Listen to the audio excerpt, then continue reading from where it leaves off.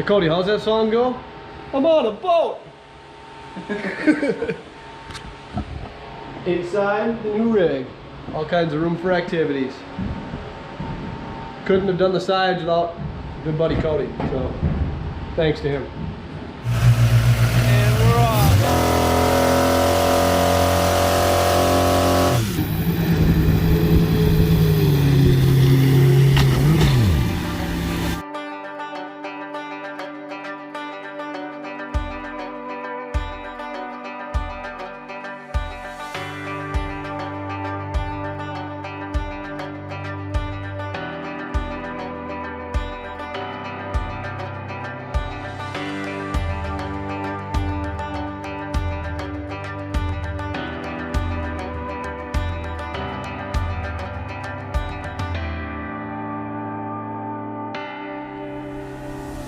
What's up YouTube? John with JDS Outdoors. Welcome back to my channel. And I present to you the Dream Jet. It's not done yet, but it's a lot better looking than flat sheets. Now, if you want to see how I got to this point, you picked a good day to click on my channel and watch this video.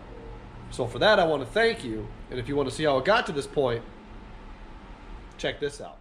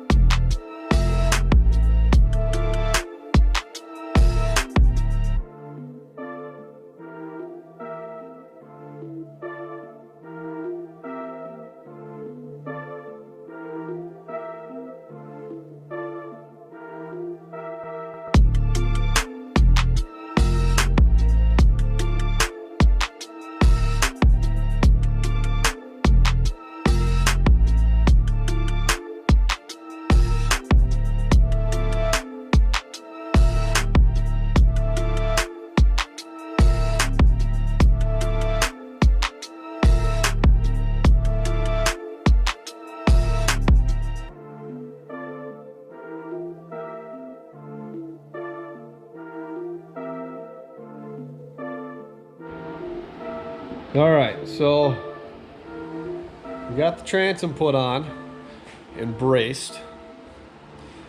The back sheets are tacked together and the bow is bent up. Now we got to figure out the chunk of metal that we got to cut off right there. So when we bend the bow up both sides at the same time, they line up perfectly. Gonna be this handy dandy little guy, a laser. So the thought is we run a laser down the middle seam, and then once it reaches this sheet on the bend, it's going to arc on the sheet, and then we can draw that line, cut it out. Theoretically, when you bend it up, they should match up perfectly. So that's what we're gonna do right now.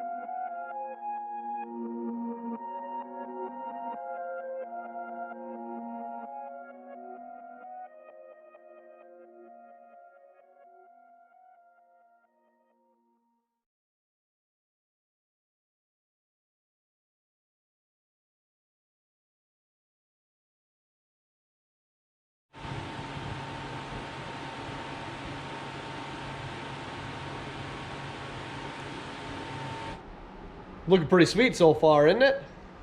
I want to take this next couple seconds here to say, if you're new to my channel, this is your first time checking into one of my videos, I want to say thank you for doing that. The support is very, very much appreciated. And this is the type of stuff I like to do on this channel.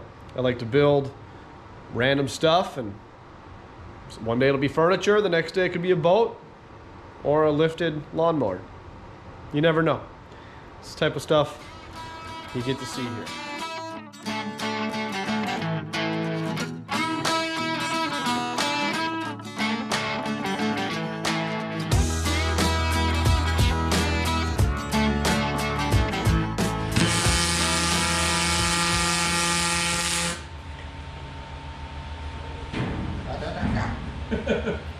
Gotcha. I felt my leg getting hot, but I was like, don't move. Yep, you're still on fire. No. Burn you? Yeah. Oof.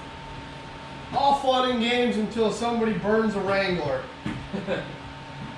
Like I said, I felt my leg get hot, and I was like, do I move? Is it good enough? Yeah, those stupid things flew out of there.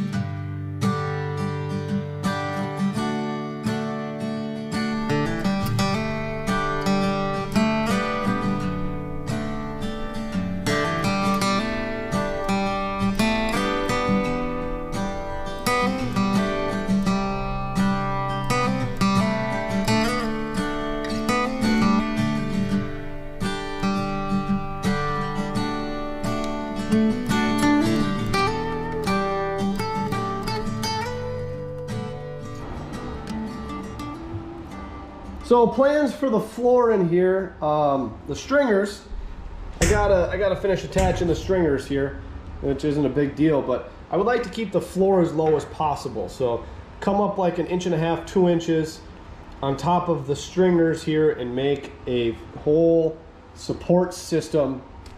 Goes from side to side and also ties in the actual sides, because them suckers are tall. They are they're 30 inches tall, so we'll be able to haul some weight inside this boat. But floor supports, this thing's going to be structured out like crazy.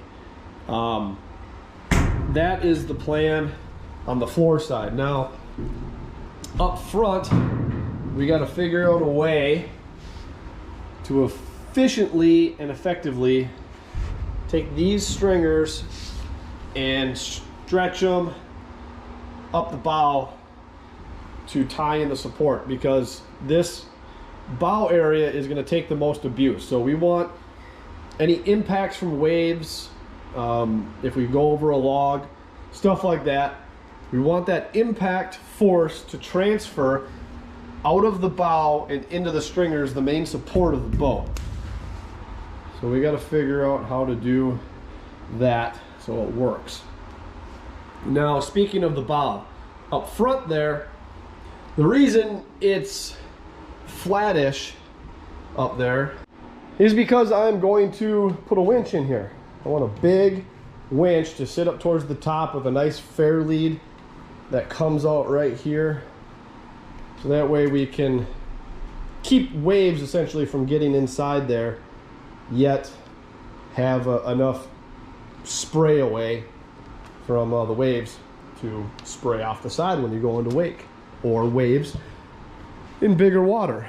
So that's kind of why I designed the bow the way I did. I would like to also have the upper area set down a little ways. This will be boxed off, but the actual floor itself will be set down, and I would like to try and make it self-bailing with storage underneath, which could be a little tricky, but we'll figure it out. With the use of some Tiny Boat Nation ingenuity, I think we can make just about anything work. But self-bailing is if a wave comes over the top and it fills the front full of water, it will drain itself out, and if anything happens to get down into the hatch systems, it will drain down into the bilge and then get sucked out by the bilge pump, should the water level get high enough to need to be sucked out. And if a wave does come over the top, we will be completely protected with our windshield and cab system. So looking ahead into the future about what's going to, how this is going to look. Now the back floor area obviously is going to be as low as we can get it, and then the over engine compartment area is going to be below the top of the boat, so we can have a little bit of a railing. So if we want to stack some gear up here, we are able to. Also, we can stack gear up in the bow. So yeah, this is getting pretty exciting. I'm excited to take you guys on this journey with me, because this isn't a 10-footer. This is a project, and it's going to be a fun one. So that is the plan. Let's hop inside now. We'll explain some of the floor a little bit as well. Yeah, inside looking pretty good, just all tacked together. And if you saw the little time lapse there, it actually rolls around the shop pretty good, so we can keep it cleaned out. So that's pretty sweet. But up in the bow here, walking around, it's plenty strong. It is still screwed in. I put got a screw right there and a couple more just to help hold it in place while we get the interior structure laid out, which is the next step. We got to start laying out the floor. Oh yeah, nice and dirty. But I think I'm gonna wait to lay out the floor until the next episode, because there was quite a bit that happened inside this episode here, getting the frame, or the hull, all cut, tacked up. So I think that's going to be good. But before I go, I would like to start like a tiny little segment of something new. I like to read all of your guys' comments, and I try to reply to as many as possible. I do know that sometimes some of the comments I don't get notified about, so I can't respond to all of them, but I try my hardest to respond to all the comments. But I get a lot of questions also inside the comments, so I would like to address some of them questions on each episode if possible, and help you guys learn from me and my process, I guess. All right, so we'll do this inside the boat since that's what we're building. So one of the questions I got here was, how do you even know where to begin on a boat build? Well, it's a lot of trial and error. To be honest with you, I got started building boats out of cardboard and duct tape when I was about this tall. Not seriously, but over 30 years ago. I'd build little boats out of cardboard, duct tape. Sometimes I'd even make them remote control, even when I was just a very young kid. So there's a lot of trial and error in designs and making those. And also I've built some other boats on my YouTube channel, that one of which was a big failure, the River Rat project. If you want to go back and check that out from several years ago, I had to scrap that boat. So trial and error and lots of research.